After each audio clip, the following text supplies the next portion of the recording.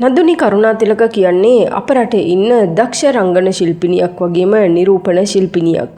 ඉතින් ඇය පසුගිය කාලය පුරාවටම ඉතාමත් ජනප්‍රිය වුණේ ඉස්කෝලේ ටෙලිනාට්‍ය හරහා.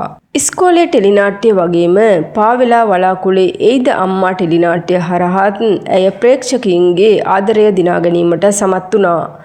කෙසේ වෙතත් ප්‍රේක්ෂකයන්ගේ ආදරය ඇය දිනා ගැනීමට සමත් වුණත් පෞද්ගලික ජීවිතය හරහා නම් ඇයට සාර්ථක වීමට හැකියාවක් ලැබුණේ නැහැ.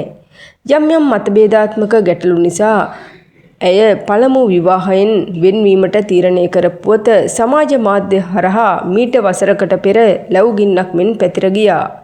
ඇය විවාහ වී සිටියේ ජනප්‍රිය රංගන ශිල්පියෙක් මෙන්ම ගායන ශිල්පියෙක් වන දිනෝෂ දිසානායක සමගයි. දීර්ඝ ප්‍රේම සම්බන්ධයකින් අනතුරුව ඔවුන් දෙදෙනා ඉතාමත් උත්කර්ෂවත් අන්දමින් විවාහයට පාත්‍ර වුණේ මීට වසරකට උඩදී. නමුත් යම් යම් නොගැලපීම් මත ඔවුන් වෙන්වීමට තීරණය කර පුවත සමාජ මාධ්‍ය හරහා පසුගිය කාලේ දැඩිව කතාබහට ලක් වුණා. කෙසේ වෙතත් එම උණුසුම මැකී යන්නටත් පෙර නදුනි කරුණාතිලක විසින් කෝටිපති ව්‍යාපාරිකයෙකු සමග පසුගියදා නැවතත් විවාහ වූ ඡායාරූප කිහිපයක් සමාජ මාධ්‍ය හරහා සංසරණය වනු දක්නට ලැබුණා. කෙසේ වෙතත් ඒ ගැන කලා ශාස්ත්‍රය වගේම ගායන ශාස්ත්‍රයේ අයත් වගේම ප්‍රේක්ෂකයනුත් කතා බහට ලක් වී තිබෙනවා.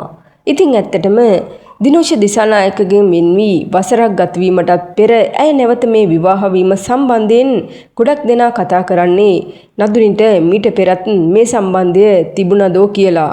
ඉතින් ඇත්තටම ප්‍රේක්ෂකයින් අමන්දානන්දයට පත් කරමින් ඉතාමත් උත්කර්ෂවත් අන්දමින් කොළඹ තරුපහේ හෝටලයකදී පසුගියදා ඇය විවාහ වුණේ කෝටිපති ව්‍යාපාරික ධනුෂ්ක සමගයි. කලින් විවාහයෙන් වෙන්වී එම උණුහුම මැකී යන්නටත් පෙර නැවතත් කෝටිපති ව්‍යාපාරිකයෙක් සමග විවාහ වීම ගැන දැන් සමාජයේ කවුරුත් කතා බහට ලක් කරන පුවතක් බවට පත් වී තිබෙනවා. ඉතින් නදුනි කරුණාතිලක මේ දිනවල සමාජ මාධ්‍ය හරහා දැඩි උණුසුම් කතා බහට ලක් වී තිබෙන්නේ මෙම හේතුව නිසාවෙන්. රංගන ශාස්ත්‍රයේ දැඩි සාර්ථකත්වයට පත්ව තිබෙන මොහොතක ඇය මෙම විවාහයට පාත්‍රවීම ගැන කවුරුත් කතා කරන්නේ ඇයගේ මේ ලස්සන රූපය නිසා කෝටිපති ව්‍යාපාරිකයෙක් ඇයට වසඟ වූවාද කියලා. ඉතින් ඇත්තටම කොළඹ තරුපහේ හෝටලයේදී පැවැත්වුණු ඇයගේ විවාහ මංගලෝත්සවය සඳහා ඇයගේ හිටපු සැමියා වන දිනෝෂ දිසානායකත් පැමිණ ඇති බවට තොරතුරු වාර්තා වෙනවා. ඒ වගේම කලාලෝකයේ වගේම ගායන ශාස්ත්‍රයේ යම් යම් ප්‍රසිද්ධ පිරිස් මෙම විවාහයට ආශිර්වාද කර ඇති අයුරු සමාජ මාධ්‍ය හරහා කාටත් දැක ගන්නට පුළුවන් වුණා. කෙසේ නමුත් ඇය ආරම්භ කළ මේ ජීවිතය සාර්ථක වේවා කියලා අපි හැමෝම ප්‍රාර්ථනා කරමු.